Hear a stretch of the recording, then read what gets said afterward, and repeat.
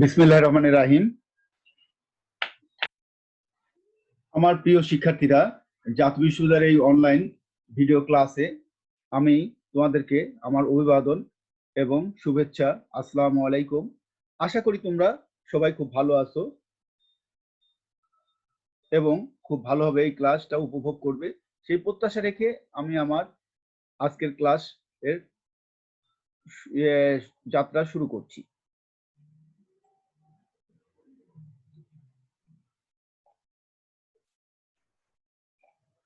Welcome to online video lecture national university Bangladesh, www.nu.ac.bd। আমরা জানি এটা জাতীয় বিশ্ববিদ্যালয়ের ক্যাম্পাস। এই সুন্দর ক্যাম্পাসে তোমাদের অনলাইন ক্লাসের জন্য আমি অভিনন্দন জানাচ্ছি এবং তোমাদেরকে ধন্যবাদ জানাচ্ছি।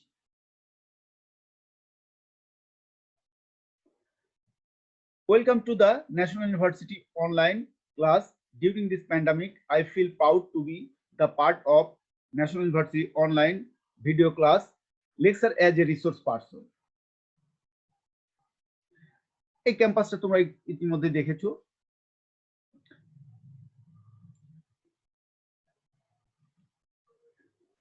Subject management program, BBA honours 4th year।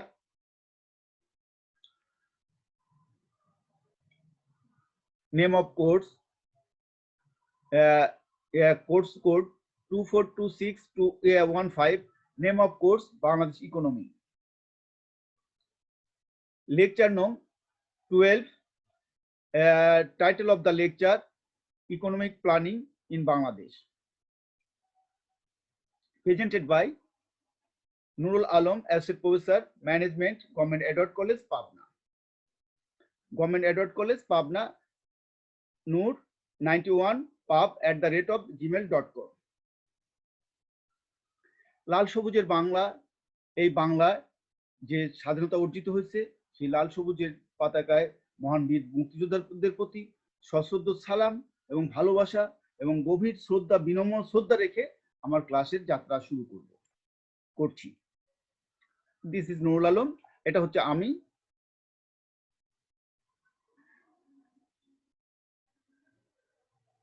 করোনাকালীন শিক্ষা কার্যক্রম চলমান রাখার স্বার্থে জাতীয় বিশ্ববিদ্যালয়ের উদ্যোগে অনলাইন ক্লাসে সংযুক্ত হতে পেরে আমি আনন্দিত। সবাইকে স্বাস্থ্যবিধি মেনে চলার আহ্বান জানাচ্ছি।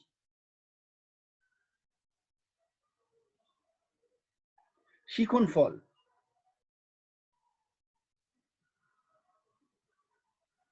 বৈদেশিক বাণিজ্য। আমরা আজকে ক্লাস শেষে শিখবো বৈদেশিক বাণিজ্য কি, বাংলাদেশের বৈদেশিক বাণিজ্যের বৈশিষ্ট্য কি, বাংলাদেশের প্রধান প্রধান রপ্তানি পণ্য কি সেটা জানবো, বাংলাদেশের বাণিজ্যিক ভারসাম্যর ঘাটতির কারণসমূহ জানবো, ইপিজেড বা রপ্তানি উন্নয়ন ব্যুরো কাকে বলে সেটা জানবো, বাংলাদেশের জনশক্তি রপ্তানি ও বৃদ্ধির উপায় কি সেটা জানবো,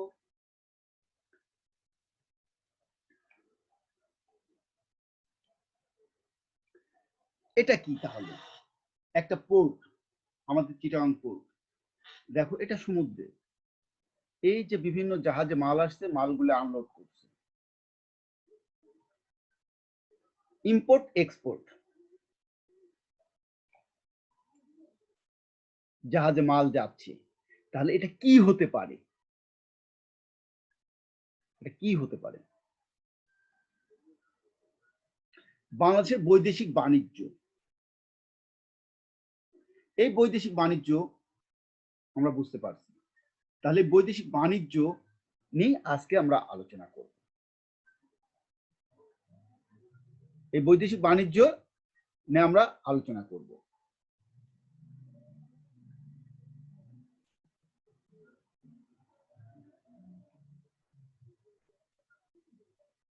এটা দেখছো ইন্টারন্যাশনাল বিজনেস, বিভিন্ন দেশের পতাকা, আমার লাল সবুজের পতাকা, তার অর্থ 2-3টা দেশের মধ্যে, তাই না? এই হচ্ছে আমাদের অবস্থা। তাহলে এই যদি অবস্থা হয়, তাহলে আমরা আমাদের লাল সবুজের পতাকা পাচ্ছি, আর তাহলে কি দাঁড়াচ্ছে? বৈদেশিক বাণিজ্য।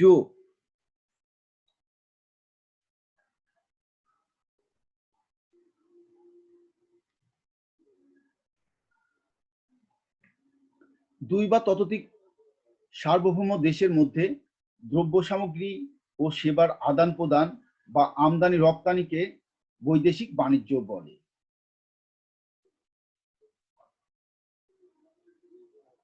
তাহলে বৈদেশিক বাণিজ্য কাকে বলে সেটা আমরা জানলাম।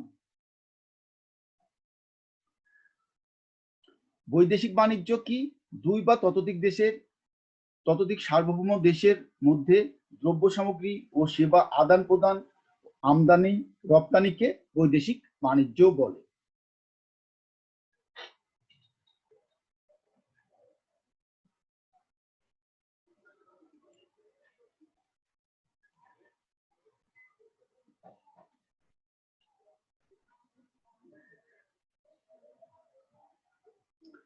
বাংলাদেশের বৈদেশিক বাণিজ্যের বৈশিষ্ট্য সমূহ কি কি আমরা সেটা নিয়ে আলোচনা করি। বাংলাদেশের বৈদেশিক বাণিজ্যের বৈশিষ্ট্য কি কি সেটা নিয়ে আমাদের আলোচনা।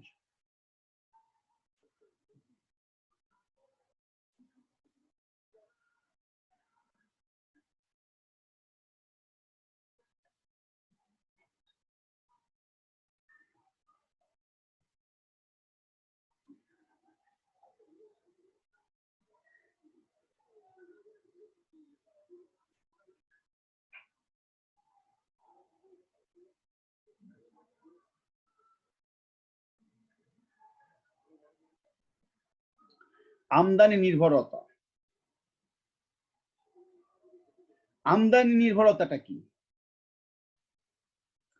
আমাদের দেশের বৈদেশিক বাণিজ্যের মধ্যে সবচেয়ে বেশি আমদানি নির্ভর, রপ্তানির চেয়ে আমদানিটা আমাদের বেশি নির্ভর করে। কারণ আমাদের খাদ্য সামগ্রী আমদানি করতে হয়, আমাদের অনেক নিত্য নৈমিত্তিক যে প্রয়োজনীয় আছে যেটা মৌলিক চাহিদার মধ্যে, চিকিৎসা সামগ্রী কিছু আমদানি করতে হয়, আমাদের খাদ্য আমদানি করতে হয়, আমাদের শিল্পের উৎপাদনের যে যন্ত্রাংশ, শিল্পের এইসব জিনিস আমদানি করতে হয়। জনশক্তি রপ্তানি আমাদের বৈদেশিক বাণিজ্যের সবচেয়ে বড় একটা জায়গা, সেটা হচ্ছে আমাদের জনশক্তি, ম্যান পাওয়ার, রেমিটেন্স, এই আয়টাও আমাদের অনেক বেশি, বিধায় আমাদের জনশক্তি নির্ভরটাও অনেক অংশে বেশি। কাঁচামাল রপ্তানি আমাদের বাংলাদেশের অর্থনীতি কৃষি নির্ভর, আমাদের অধিকাংশ মানুষ কৃষি কাজ করে, আমাদের উর্বর এই ভূমিতে প্রচুর কৃষি দ্রব্য রপ্তানি হয়, কৃষি দ্রব্য উৎপাদন হয়, আর এই দ্রব্যগুলি বিদেশে বিভিন্ন সময় বিভিন্নভাবে রপ্তানি করি। শ্রমনিবিড় দ্রব্য রপ্তানি, শ্রম দ্রব্য তার অর্থ আমাদের শ্রম নির্ভর যেসব উৎপাদন হয় সেগুলি, যেমন কুটির শিল্প কিছু আছে, তারপর গার্মেন্টস, আমাদের জানি সবচেয়ে বড় একটা রপ্তানির খাত হচ্ছে গার্মেন্টস শিল্প।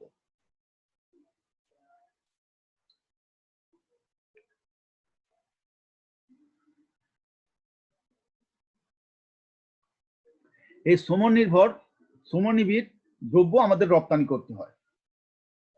আমরা গার্মেন্টস এরকম আমাদের অনেক কিছু শ্রমনির্ভর দ্রব্য আমরা রপ্তানি করি।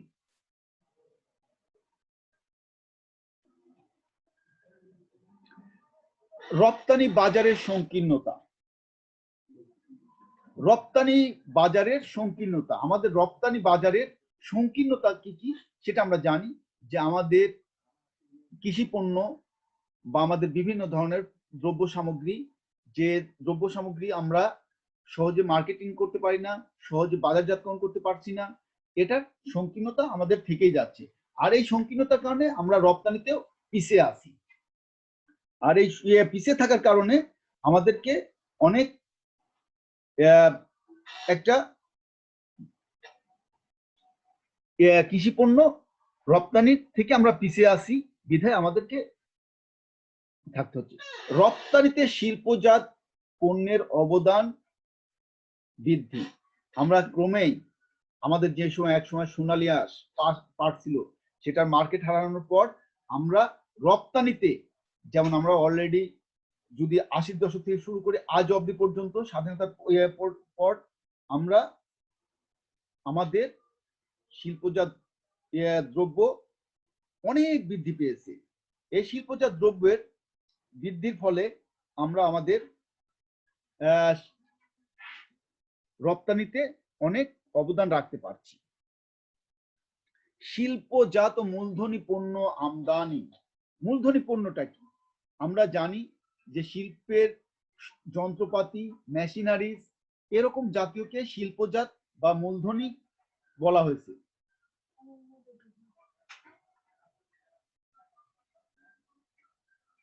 এই মূলধনী দ্রব্য সামগ্রী আমাদের প্রতিনিয়তই আমদানি করতে হচ্ছে। আমদানি করতে হচ্ছে বিধায় আমাদের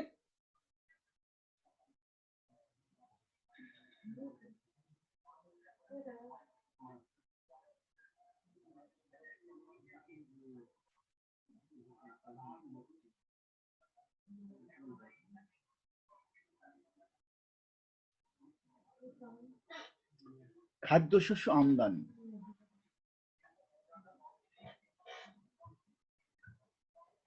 আমাদের খাদ্যশস্য এখনো আমদানি করতে হচ্ছে। আমরা এখনো খাদ্যে স্বয়ংসম্পূর্ণতা অর্জন করতে পারি নাই। আমাদের খাদ্যে স্বয়ংসম্পূর্ণতা অর্জন করতে পারি নাই বিধায় আমাদের এখনো আমদানি নির্ভর থাকতে হচ্ছে। ইনশাল্লাহ আমরা একদিন খাদ্য আমরা স্বয়ংসম্পূর্ণ হব। আমাদের বাণিজ্যটা অনেকটা খাদ্য আমদানি নির্ভর। জলপথে অধিক বাণিজ্য। আমার আজকের আলোচনা দিয়ে এই আজকের কোর্স আলোচনার শুরুতেই জাহাজ ভর্তি পণ্য আসছে বা যাচ্ছে এরকম একটা চিত্র দেখাইছি। তাহলে আমাদের বাণিজ্যের অধিকাংশই হচ্ছে জলপথে। আমাদের অধিকাংশ বাণিজ্যই হচ্ছে জলপথে। আমরা জানি যে বিদেশের সাথে আমাদের শতকরা 90% সমুদ্র পথেই এই বাণিজ্য সংগঠিত হয়। পাশের দেশ ভারতের সাথে কিছু স্থলপথে হয়, আর বাদ বাকি সবই 90% সমুদ্র পথে। আমরা কেবলমাত্র ভারত, বার্মা, নেপাল আর ভুটানের সাথে শুধুমাত্র স্থলপথে বাণিজ্য করি। মুষ্টিমেয় দেশের সাথে বেশিরভাগ বাণিজ্য। আমরা জানি যে আমাদের রপ্তানি সামগ্রী বা আমদানি খুব অল্প কিছু দেশের সাথে।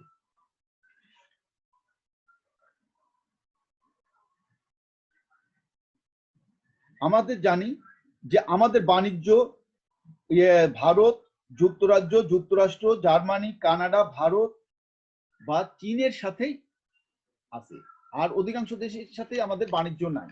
সুতরাং আমাদের বাণিজ্যটাও মুষ্টিমেয় দেশের সাথে।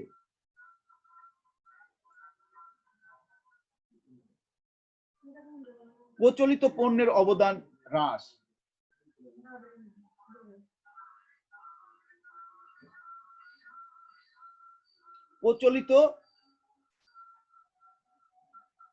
প্রচলিত পণ্যের অবদান হ্রাস। আমাদের যে প্রচলিত পণ্য, যেমন আমি যদি বলি আমাদের পাট শিল্প, এটার রপ্তানি অনেকাংশে কমে গেছে। সুতরাং আমাদের প্রচলিত পণ্যের যে অবদান, সেই প্রচলিত পণ্যের অবদানটা অনেক কমে যাচ্ছে বিধায় আমাদের বাণিজ্যটাও ঠিক সেইভাবে কমে যাচ্ছে বিধায় আমাদের বাণিজ্যতেও প্রচলিত পণ্যের অবদান হ্রাস পাচ্ছে। Wedge honours scheme.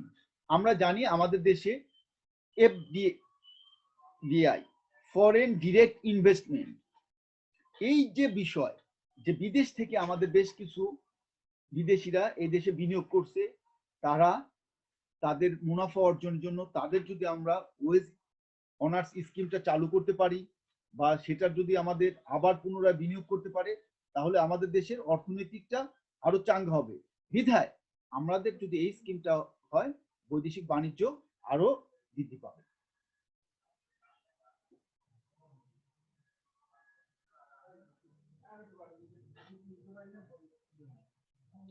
লেনদেনের প্রতিকূল ভারসাম্য। লেনদেনের প্রতিকূল ভারসাম্যটা কি? আমরা জানি আমাদের লেনদেনের প্রতিকূল ভারসাম্য হচ্ছে আমাদের আমদানি পরিমাণ অনেক বেশি, রপ্তানির পরিমাণ অনেক কম। আমাদের যে হারে রপ্তানি দরকার ঠিক তার চেয়ে অনেক পিছিয়ে আছি, আমদানির পরিমাণ অনেক বেশি। আমাদের এই প্রতিকূলতা হ্রাস করতে হবে এবং এটাও আমাদের অন্যতম একটা বৈশিষ্ট্য। প্রতিকূল বাণিজ্য শর্ত, আমাদের যে বাণিজ্যের টার্ম অফ কন্ডিশন বা যে শর্ত আছে সেই শর্তগুলি বেশ রপ্তানির প্রতিকূলে।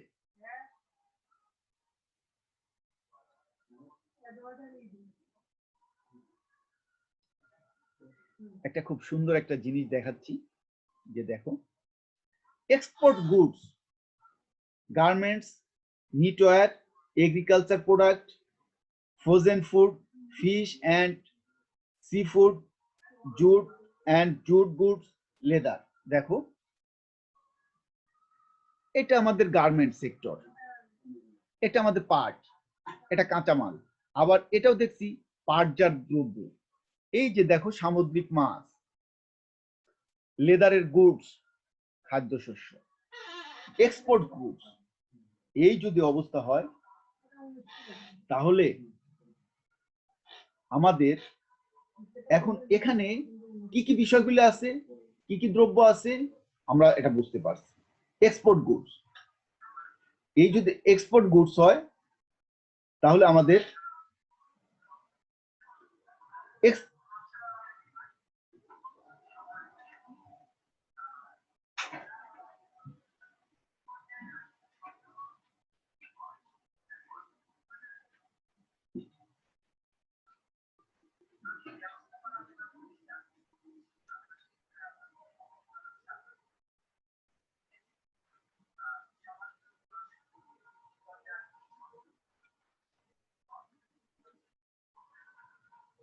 বাংলাদেশের প্রধান প্রধান রপ্তানি পণ্য, এটা নিয়ে আমাদের আলোচনা। এখন অলরেডি আমি এই ছবির মাধ্যমে তোমাদের বোঝাতে পেরেছি যে আমাদের প্রধান প্রধান রপ্তানি দ্রব্যগুলো কি। এই যে ছবির মাধ্যমে কিন্তু অনেক অংশে বোঝা গেছে। তাহলে বাংলাদেশের প্রধান প্রধান রপ্তানি পণ্য কি সেটা আমরা জানি।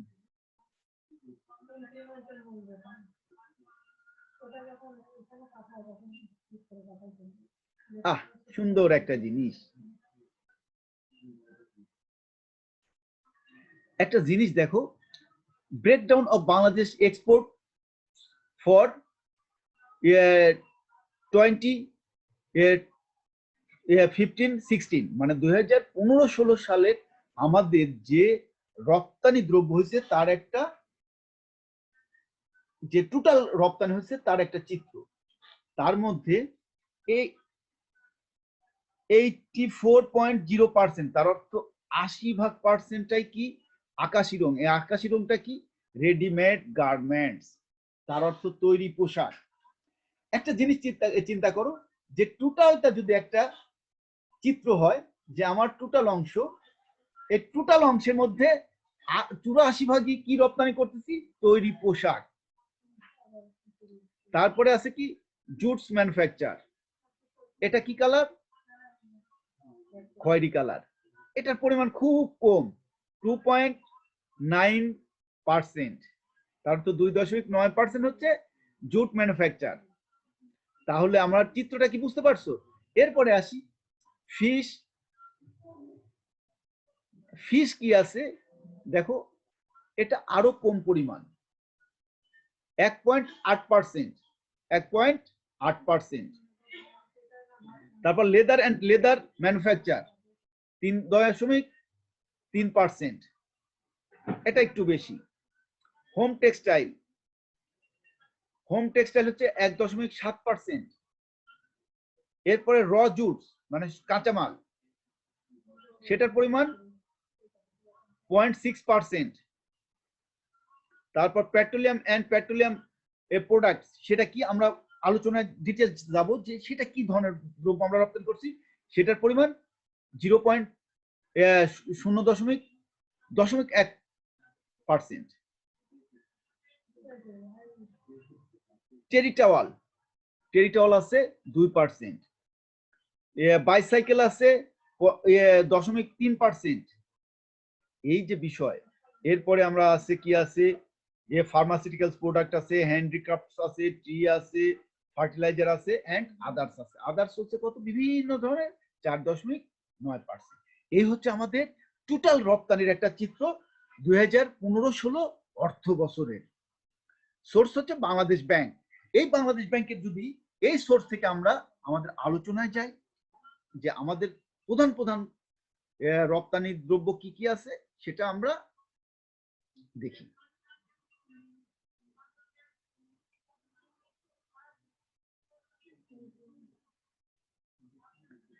বাংলাদেশের প্রধান প্রধান রপ্তানি পণ্য, বাংলাদেশের প্রধান প্রধান রপ্তানি,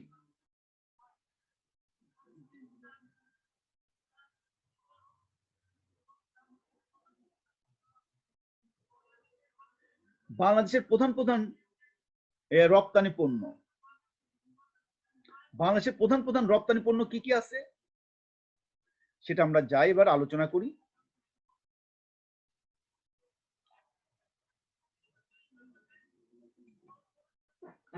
প্রচলিত পণ্যের, প্রচলিত রপ্তানি সামগ্রী, প্রচলিত যারা হচ্ছে প্রচলিত আছে সেই পণ্য সামগ্রী কি কি আছে সেটা আমরা আলোচনা করি।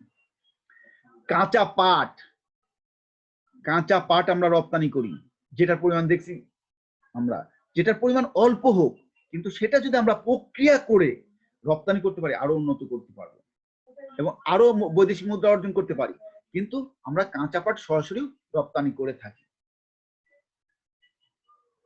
পাটজাত দ্রব্য, এই পাটের যে ফিনিশ গুডস বা পাট দিয়ে যে আমরা উৎপাদন করছি, পাট দিয়ে আমরা যেরকম চটের ব্যাগ, বিভিন্ন হ্যান্ডিক্রাফটস, বিভিন্ন পোশাক, পাটের তৈরি আমরা কিন্তু পোশাক, বস্তা, এরকম আমরা কিছু পণ্য বিদেশে আমরা রপ্তানি করছি। এই রপ্তানির এটাও একটা করছি। চা, আমরা জানি যে আমাদের রপ্তানির অন্যতম আরেকটা খাত চা। আমাদের চা বিদেশে রপ্তানি হচ্ছে এবং এই চা আমরা খুব ভালোভাবেই প্রসেস করে উন্নত মানের চা তৈরি করে বিভিন্ন দেশে আমরা রপ্তানি করছি। চা অন্যতম একটা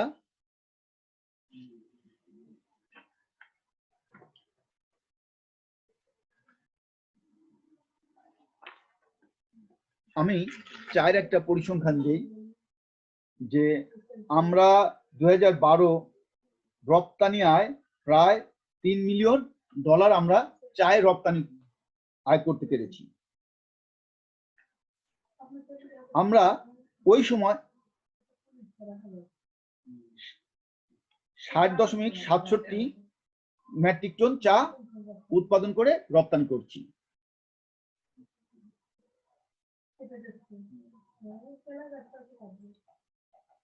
চামড়া ও চামড়াজাত দ্রব্য রপ্তানি করছি আমরা। আমরা জানি বাংলাদেশের আরেকটি গুরুত্বপূর্ণ খাত রপ্তানি পণ্য হলো চামড়া ও চামড়াজাত পণ্য। বাংলাদেশের প্রচুর পরিমাণ গরু, মহিষ এবং ছাগল ও ভেড়ার চামড়া পাওয়া যায়, আর এই চামড়ার বিদেশে প্রচুর পরিমাণ চাহিদা রয়েছে। বিশেষ করে চামড়া, চামড়াজাত দ্রব্য মার্কিন যুক্তরাষ্ট্র, যুক্তরাজ্য, জাপান, দক্ষিণ Korea, Bharat, Russia, Germany, France, Italy প্রভৃতি দেশে চামড়ার ব্যাপক চাহিদা আছে। সেই ব্যাপক চাহিদা আমরা রপ্তানি করি। আমরা 2012-13 অর্থ বছরে প্রায় $400 মিলিয়ন আমরা রপ্তানি আয় করতে পেরেছি। এরপরে কাগজ ও হার্ডবোর্ড, আমরা বিদেশে বাংলাদেশের প্রতি বছর কাগজ ও হার্ডবোর্ড রপ্তানি করে থাকি। কর্ণফুলী কাগজের কল থেকে এবং যে পরিমাণ আমরা কাগজ পাই, নিউজ প্রিন্ট পাই এবং হার্ডবোর্ড পাই, আমরা এগুলো ভারত, পাকিস্তান, শ্রীলঙ্কা, ইরাক, হাঙ্গেরি, পোল্যান্ডেও আমরা রপ্তানি করে থাকি। বেশ কিছু বৈদেশিক মুদ্রাও অর্জন করে থাকি। ফার্নেস, তেল ও বিটুমিন, এখন আসি যে বাংলাদেশে ন্যাপথন, ফার্নেস, তেল ও বিটুমিন রপ্তানি করে থাকে বাংলাদেশ চট্টগ্রামে অবস্থিত ইস্টার্ন রিফাইনিং লিমিটেড, সিঙ্গাপুরে সেল ইস্টার্ন পেট্রোলিয়াম লিমিটেডের সাথে যৌথভাবে অপরিশোধিত খনিজ তেল ও পেট্রোলিয়াম শোধন করে। এই শোধনাগার থেকে উৎপাদিত ন্যাপথন ও ফার্নেস তেল বিটুমিন দেশের চাহিদা পূরণ করে বিদেশে রপ্তানি করছে প্রচুর পরিমাণে। অপ্রচলিত পণ্য, এখন অপ্রচলিত পণ্য কি কি আছে বা অপ্রচলিত পণ্যগুলি কি সেটা নিয়ে আমরা আলোচনা করব। যে যেসব পণ্য পূর্বে রপ্তানি করা হতো না বর্তমানে রপ্তানি করা হচ্ছে সেগুলোকে অপ্রচলিত বলা হয়েছে, যার অর্থ স্বাধীনতার পূর্বে বা বিভিন্ন সময় আগে আমরা এগুলি রপ্তানি করতে পারি নাই। সেই অপ্রচলিত পণ্যগুলি কি কি আছে, প্রথমে আসি তৈরি পোশাক, রেডিমেড গার্মেন্টস। একটা চিত্র কিন্তু আমরা প্রথমেই দেখাইছি, যেটা দেশের ৮০% উপরে রপ্তানি হচ্ছে, বৈদেশিক আয় হচ্ছে এবং রপ্তানি হচ্ছে তৈরি পোশাক। এই তৈরি পোশাক রপ্তানি করে আমরা প্রায় 15 মিলিয়ন মার্কিন ডলার আমরা আয় করছি। আমরা জানি এই রপ্তানি পোশাক যুক্তরাষ্ট্র, যুক্তরাজ্য, কানাডা, পশ্চিম ইউরোপ সহ মধ্যপ্রাচ্যের বিভিন্ন দেশে আমরা রপ্তানি করছি। এই রপ্তানি করে বৈদেশিক প্রচুর পরিমাণ মুদ্রা আয় করতে পেরেছি। হিমায়িত খাদ্য, হিমায়িত খাদ্য কি? বাংলাদেশ একটি গুরুত্বপূর্ণ রপ্তানি দ্রব্য হচ্ছে হিমায়িত খাদ্য। বাংলাদেশ প্রতি বছর মৎস্য, চিংড়ি, শুকনা মাছ, ব্যাঙের পা, কাঁকড়া ইত্যাদি হিমায়িত করে রপ্তানি করছি। যেমন একটা বলি, যেমন ব্যাঙ, এরকম কিছু আমরা রপ্তানি করি। এই বাংলাদেশের এই হিমায়িত খাদ্য মার্কিন যুক্তরাষ্ট্র, যুক্তরাজ্য, চীন, ভারত, মধ্যপ্রাচ্যের বিভিন্ন দেশে আমরা প্রায় ৬০০ মিলিয়ন ডলার এই হিমায়িত খাদ্য থেকে আমরা আয় করে থাকি। সার ও রাসায়নিক দ্রব্য, সার ও রাসায়নিক দ্রব্য আমাদের জানি যে আমাদের দেশে বিভিন্ন উৎপাদিত সার কারখানা আছে। সেই সব সার কারখানা থেকে আমাদের উৎপাদিত সার এবং রাসায়নিক দ্রব্য আমরা রপ্তানি করি। বাংলাদেশে অপ্রচলিত পণ্য হিসাবে বেশ কিছু রাসায়নিক দ্রব্য, সার ভারত সহ প্রতিবেশী বেশ কয়েকটি দেশে আমরা রপ্তানি করি। সেই রপ্তানি থেকে আমরা প্রায় 250 বা তার অধিক মিলিয়ন ডলার বৈদেশিক মুদ্রা আয় করে থাকি। হস্তশিল্প, আমাদের হস্তশিল্প এখন বিভিন্ন দেশে রপ্তানি হচ্ছে। বাংলাদেশের অন্যতম হস্তশিল্পগুলো হচ্ছে কাঠ, বাঁশ, বেত, পাট ও ধাতব তৈরির কিছু হস্তজাত দ্রব্য, যেগুলি বিদেশে রপ্তানি করে ক্রমশ বৃদ্ধি পাচ্ছে এবং কুটির ও ক্ষুদ্র শিল্প উত্তরোত্তর সমৃদ্ধি লাভ করছে।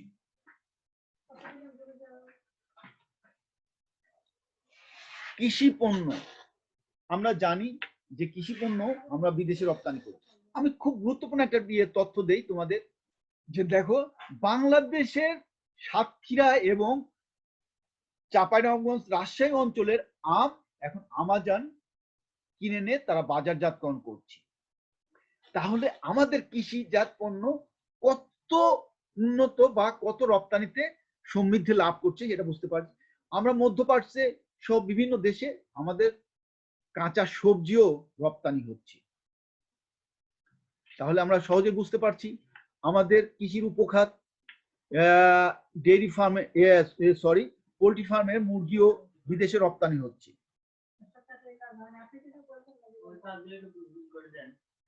সিরামিক দ্রব্য, সিরামিক, বাংলাদেশের সিরামিক খুব উন্নত মানের। প্রতি বছর এই সিরামিক সামগ্রী পৃথিবীর বিভিন্ন দেশে রপ্তানি হচ্ছে। এর থেকে আমরা প্রায় 100 মিলিয়ন মার্কিন ডলার আয় করছি। আমাদের মুন্নু সিরামিক, শাইনপুকুরের সিরামিক সহ অনেক সিরামিক সামগ্রী বিদেশে রপ্তানি হচ্ছে। জুতা, আমাদের এখন ইপিজেড এর, চিটাগং ইপিজেড এর সহ বিভিন্ন দেশের জুতা আমাদের বিভিন্ন দেশে রপ্তানি হচ্ছে। অন্যান্য অন্যান্যর মধ্যে কি কি আছে সেটা আমরা জানি, যে এর বাইরেও আমাদের পার্টেক্স, রেয়ন, চিটাগুড়, দিয়াশলাই, ইলেকট্রনিক সামগ্রী, খেলনা, অপরিশোধিত সার, রেশম প্রভৃতি বিদেশে রপ্তানি হচ্ছে।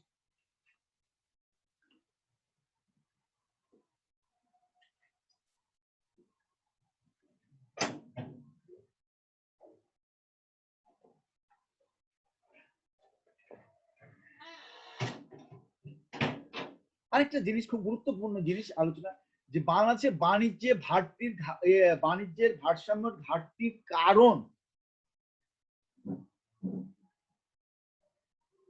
বাংলাদেশের বাণিজ্যিক ভারসাম্যের ঘাটতির কারণ কি?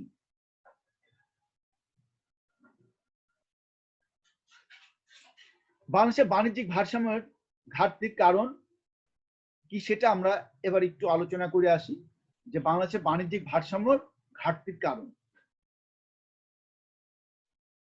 যে বাংলাদেশে বাণিজ্যের একটা প্রচন্ড ঘাটতি আছে, যে রপ্তানি খুব কম, আমদানি অনেক বেশি। এই আমদানি ঘাটতির কারণগুলি কি কি আমরা সেটা নিয়ে এবার আলোচনা করব।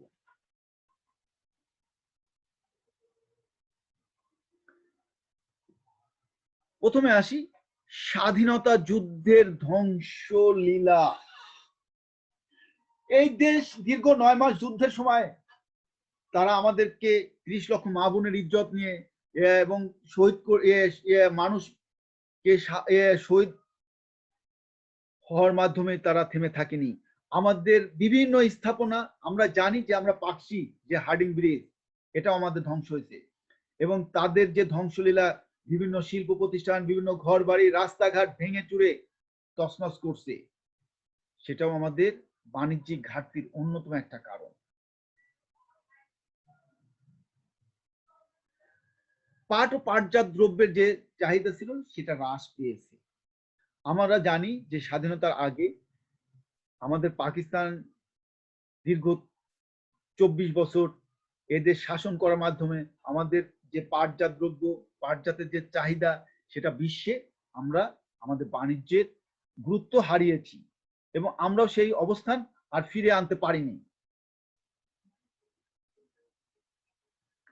প্রতিকূল বাণিজ্য শর্ত, আমরা জানি যে আমাদের রপ্তানি করতে গেলে আমাদের বেশ কিছু টার্ম অফ কন্ডিশন বা শর্ত আছে, সেই শর্তগুলি আমাদের কঠিন, বিধায় আমরা রপ্তানি করতে পারছি না সহজেই, বিধায় আমরা বাণিজ্যিক ভারসাম্য, খাদ্য ঘাটতি, আমরা এখনো খাদ্যের স্বয়ংসম্পূর্ণতা অর্জন করতে পারি নাই। আমাদের খাদ্যের ঘাটতি আছে বিধায় আমাদের এখনো প্রচুর খাদ্য আমদানি করতে হচ্ছে। এই খাদ্য আমদানির একটা কারণে আমাদের বেশ সমস্যা হচ্ছে। এই সমস্যার কারণে আমরা একটা বড় সমস্যা ফেস করছি। খাদ্যের সমস্যার কারণে আমাদের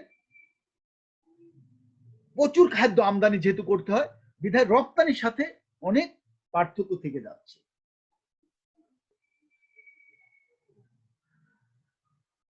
জনসংখ্যা বৃদ্ধি। জনসংখ্যা বৃদ্ধি মানে কি? আমাদের জমি তো বৃদ্ধি পাচ্ছে না।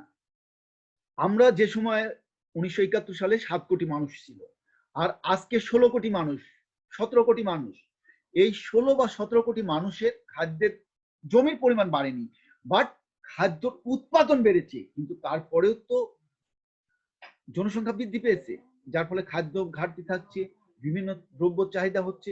এই চাহিদা বৃদ্ধির কারণে আমাদের আমদানি করতে হচ্ছে, বিধায় আমাদের আমদানি বাণিজ্যিক ভারসাম্য থেকেই যাচ্ছে।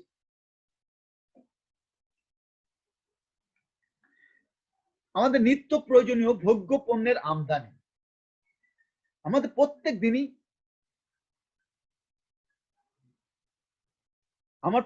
দিনই, যেহেতু একটা জিনিস দেখো, যে নিত্য প্রয়োজনীয় দ্রব্য এবং ভোগ্য সামগ্রী আমাদের থেকেই যাচ্ছে, বিধায় আমাদের এখনো ভোগ্য আমদানি করতে হচ্ছে। আমাদের যদি নিত্য প্রয়োজনীয় ভোগ্য দ্রব্য যদি আমদানি করতে হয়, তাহলে তো রপ্তানির সাথে তো আমরা পেরে উঠতে পারি না। সুতরাং এগুলো আমাদের অন্যতম একটা কারণ বাণিজ্যিক ভারসাম্যের।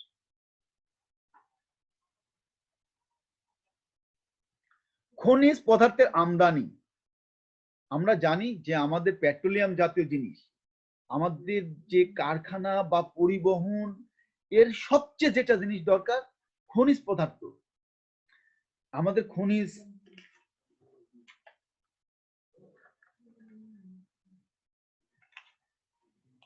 খনিজ পদার্থ আমাদের ঘাটতি বিধায় আমাদের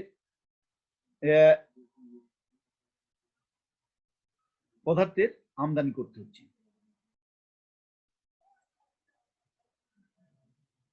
চোরা চালান খুব গুরুত্বপূর্ণ একটা জিনিস, যে আমাদের দেশে বৈধ পথে রপ্তানি না হয়ে অবৈধ পথে আমরা বেশি রপ্তানি করে থাকি, বিধায় এই চোরাচালানিটা আমাদের বাণিজ্যিক ভারসাম্যের অন্যতম একটা কারণ। এই বাণিজ্যিক ভারসাম্য অন্যতম একটা কারণ।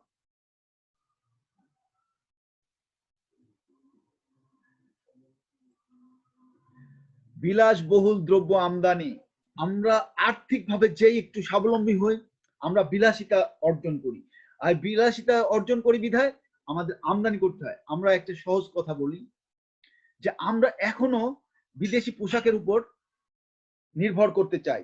আমরা নিজেদেরকে একটু আভিজাত্যের জন্য বিদেশি পোশাক, বিদেশি ঘড়ি, বিদেশি ইলেকট্রনিক্স গুডস, বিদেশি গাড়ি, এগুলির পর আমরা এখনো নির্ভর করতে চাই এবং আমাদেরকে আভিজাত্য প্রচার করার স্বার্থে সুতরাং বিলাসী দ্রব্য সামগ্রী আমরা আমদানি করছি। উৎপাদন ব্যয় বৃদ্ধি, আমাদের উৎপাদন ব্যয়টাও বৃদ্ধি পাচ্ছে। উৎপাদন ব্যয় বৃদ্ধি কেন পাচ্ছে?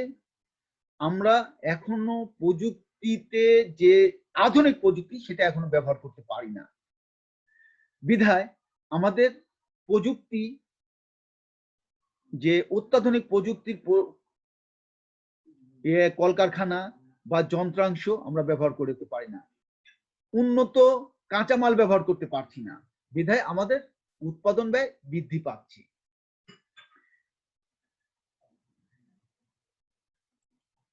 উৎপাদন হার কম, আমরা যদি উন্নত প্রযুক্তি ব্যবহার করতে না পারি, উন্নত যন্ত্রাংশ যদি ব্যবহার করতে না পারি, উন্নত কাঁচামাল যদি ব্যবহার করতে না পারি, উন্নত প্রযুক্তি না, তাহলে তো আমাদের উৎপাদন হার কম হবে, বিধায় আমাদের বাণিজ্য হার কম হচ্ছে।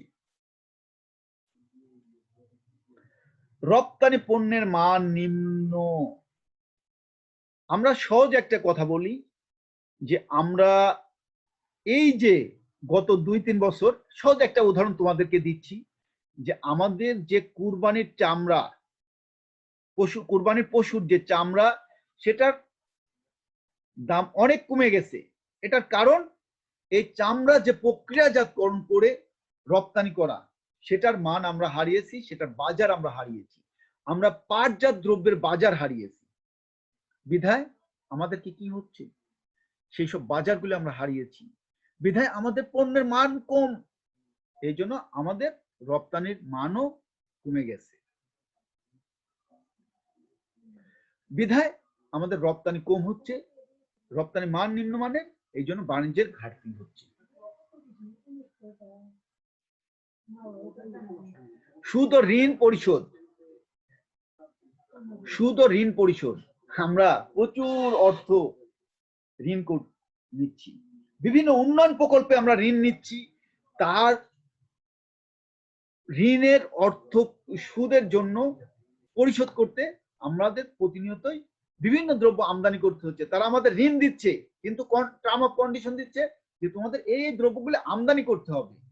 তাদের ঋণ পরিশোধ করতে যে আমদানি করছি, বিধায় আমরা বাণিজ্যিক ঘাটতি হয়ে যাচ্ছে। অবকাঠামো বাধা, আমরা জানি যে আমরা এখনো অবকাঠামো স্বয়ংসম্পূর্ণ হতে পারি নাই, আমাদের অবকাঠামো এখনো দুর্বল, আর এই দুর্বল অবকাঠামোর কারণে আমাদের এখনো থেমে যাচ্ছে আমাদের রপ্তানি, এবং আমরা শিল্পে ওইভাবে নিজেদেরকে আগাতে পারছি না, বিধায় আমাদের অবকাঠামো থেকেই যাচ্ছে।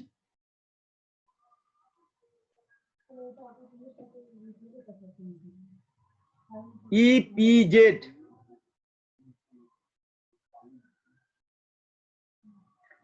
ইপিজেড এক্সপোর্ট প্রসেসিং জোন, এটা কাকে বলে আমরা একটু দেখে আসি।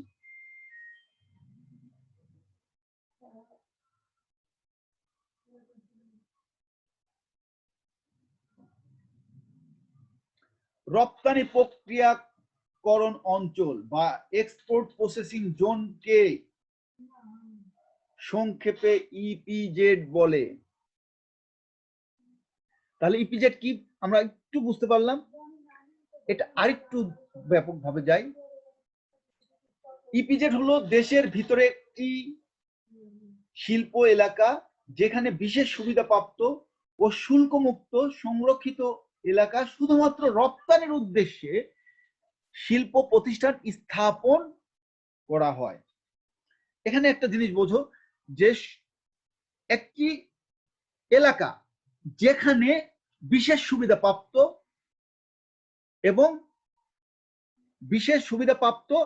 এবং শুল্কমুক্ত সংরক্ষিত এলাকা শুধুমাত্র রপ্তানির উদ্দেশ্যে সেই শিল্প প্রতিষ্ঠান স্থাপন হয়।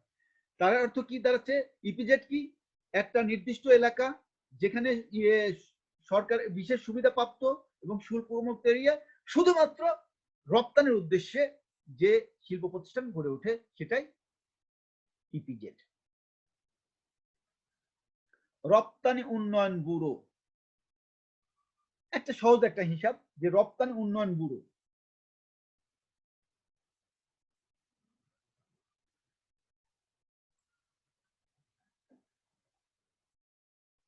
সহজ একটা কথা বলি, বাংলাদেশের রপ্তানি বাণিজ্য উন্নয়ন সম্প্রসারণ, বাংলাদেশের রপ্তানি বাণিজ্যের উন্নয়ন সম্প্রসারণ, রপ্তানি আয় বৃদ্ধির মাধ্যমে লেনদেনের ভারসাম্যের উন্নতি সাধন। লেনদেনের ভারসাম্য তার অর্থ রপ্তানি বাণিজ্যের উন্নয়ন সম্প্রসারণ, রপ্তানি আয় বৃদ্ধির মাধ্যমে লেনদেনের ভারসাম্যের উন্নতি সাধন তথা দেশের অর্থনৈতিক উন্নয়নের লক্ষ্যে রপ্তানি উন্নয়ন ব্যুরো প্রতিষ্ঠিত হয়েছে।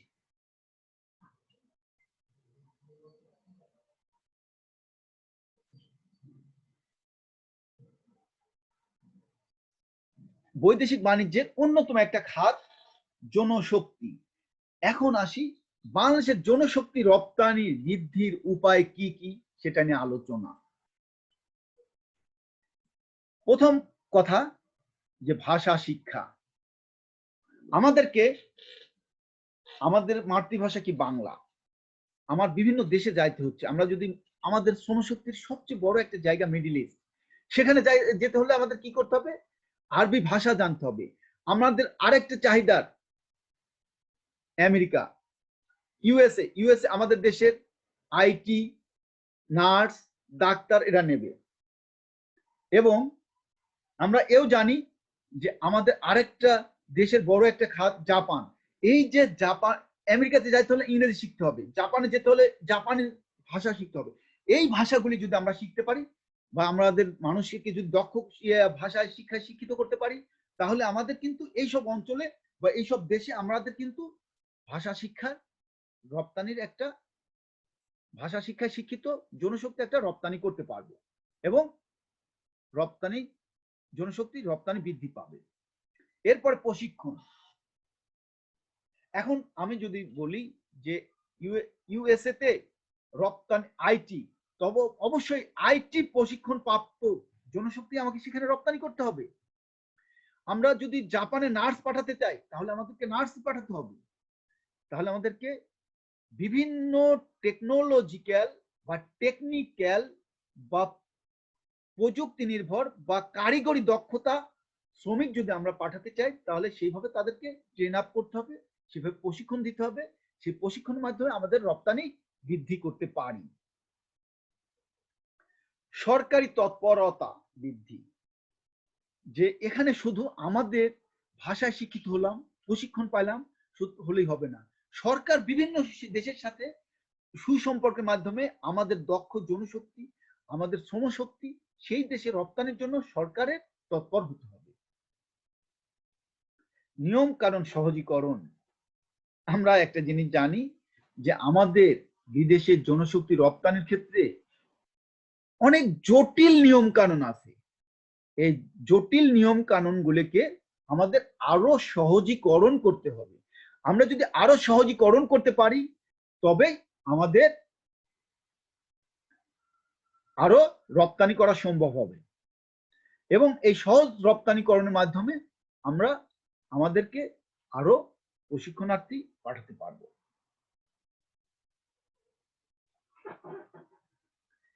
তাহলে আমাদের নিয়ম কানুন আরো সহজীকরণ করতে হবে।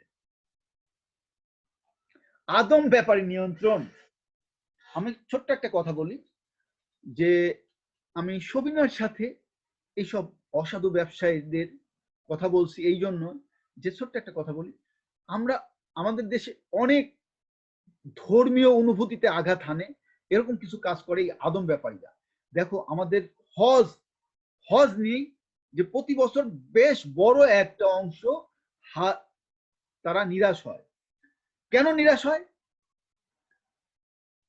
তারা বিভিন্ন দালালের খপ্পরে আদম ব্যাপারী পড়ে এখান থেকে বিদায় নিয়ে হাজ ক্যাম্পে যায়, যে দেখে যে আসলে তারা নিবন্ধনই করে নেয়। তারা ব্যালটি হোক আর নন ব্যালটি হোক, তাদের যে হজে যাওয়ার নিবন্ধন হওয়া সেটা সেই সব অসাধু ব্যবসায়ীরা করে না, সেটা এই আদম ব্যাপারী। এই আদম ব্যাপারী যদি হজ নিয়ে যদি এরকম করে তাহলে আমাদের জনশক্তি বা বিভিন্ন দেশে প্রেরণ করা নিয়ে কতটা ভয়াবহ বা কতটা খারাপ করতে পারে সেটা সহজেই অনুমান নেই। এই আদম ব্যাপারীদের নিয়ন্ত্রণ সরকারকে করতে হবে, দেশকে করতে হবে। এই আদম ব্যাপারী যদি নিয়ন্ত্রণ করতে পারি তাহলে কিন্তু আমাদের জনশক্তি আরো ব্যাপক হারে রপ্তানি হবে এবং বৃদ্ধি পাবে। লাভজনক বিনিয়োগ।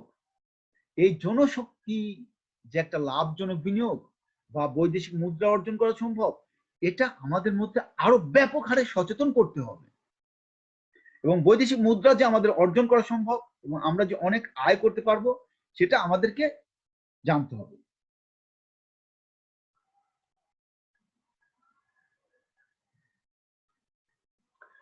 জরিপ। জরিপটা কি? যে আমাদের দেশের জনসংখ্যা কি কিভাবে প্রশিক্ষণ পাচ্ছে, কোন কোন কাজে দক্ষ হচ্ছে, কোন দেশে আমাদের শ্রমিকের চাহিদা বেশি, কোন দেশে আমাদের শ্রমিকদের মূল্যায়ন হচ্ছে, বিদেশি রেমিটেন্স আরো অধিক হারে ব্যয় পাবো, ঠিক এগুলি জরিপ করতে হবে। এই জরিপগুলি যদি আমরা যথাযথ করতে পারি, সেইভাবে আমাদের দক্ষ জনশক্তিকে গড়ে তুলতে পারি, সেই দেশে যদি আমরা রপ্তানি করতে পারি তাহলে আমরা সব দেশেই আমাদের জনশক্তির চাহিদা থাকবে এবং আমরা আরো বৈদেশিক মুদ্রা অর্জন করতে পারবো।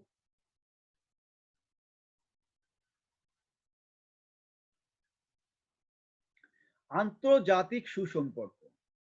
আমরা যদি আন্তর্জাতিকভাবে সুসম্পর্ক গড়ে তুলতে পারি তাহলে আমাদের কিন্তু বৈদেশিক মুদ্রা জনশক্তি রপ্তানি, কারণ আমাদের দেশে ভালো সম্পর্ক থাকলে তাদের যেহেতু জনশক্তির চাহিদা আছে তাহলে কোত্থেকে নেবে? আমাদের দেশ থেকে নেবে।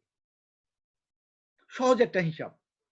এখন যদি আমেরিকার সাথে আমাদের ভালো সম্পর্ক থাকে, চীনের সাথে যদি আমাদের ভালো সম্পর্ক থাকে, তাদের যে জনশক্তি দরকার সেই জনশক্তি কোত্থেকে নেবে? বাংলাদেশ থেকে নেবে।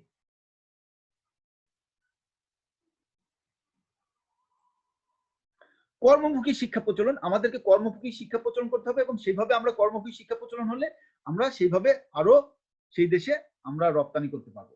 ঋণ প্রদান। এখন আমরা দেশ দরিদ্র, এই দরিদ্র দেশকে আরো যাতে আর্থিকভাবে স্বাবলম্বন হতে পারে সরকারকে ঋণ দিতে হবে। ঋণ দিলে আমরা বৈদেশিক জনশক্তি রপ্তানি করতে পারবো। দূতাবাসের সক্রিয়তা।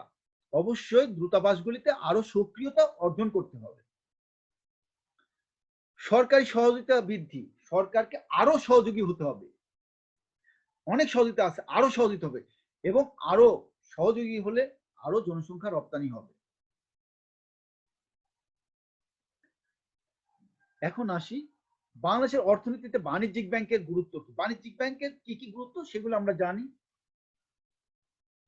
সঞ্চয় হার বৃদ্ধি হবে, এগুলো আমরা আগেও জানছি এবং আগেও বুঝতে পারছি। এগুলো আমাদেরকে ব্যাপক হারে জানতে হবে, ব্যাপক হারে বৃদ্ধি করতে হবে। সঞ্চয় বৃদ্ধি হলে মূলধন গঠন হবে, মূলধন গঠন হলে আমাদের বিনিয়োগ হবে। এগুলি নিয়ে আমরা অনেক আলোচনা করেছি এবং আমরা সহজে বুঝতে পারছি। ব্যবসা বাণিজ্যের সম্প্রসারণ হবে, ব্যবসা বাণিজ্যের সম্প্রসারণ হলে আমরা আরো ব্যাপক হারে বাণিজ্য গড়ে তুলতে পারবো। কর্মসংস্থান সৃষ্টি হবে, সঞ্চয় বৃদ্ধি পালে মূলধন বৃদ্ধি গঠন হবে, মূলধন গঠন হলে বিনিয়োগ বৃদ্ধি পাবে, ব্যবসায় সম্প্রসারণ হবে, কর্মসংস্থান বৃদ্ধি পাবে। বৈদেশিক বাণিজ্য সম্প্রসারণ হবে, শিল্পায়ন হবে,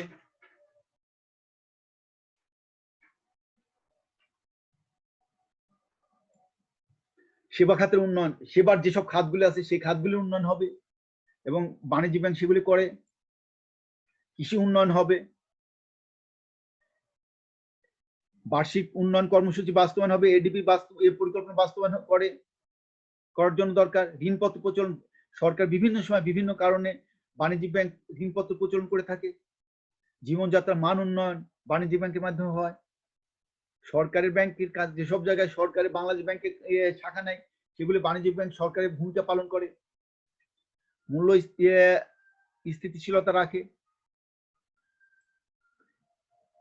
আজকের এই ক্লাসে সুন্দরভাবে তোমাদের উপস্থিত থাকার জন্য জাতীয় বিশ্ববিদ্যালয়ের এই অনলাইন ক্লাসে সবাইকে ধন্যবাদ জানাচ্ছি এবং আমার শুভেচ্ছা নিও। আসসালামু আলাইকুম।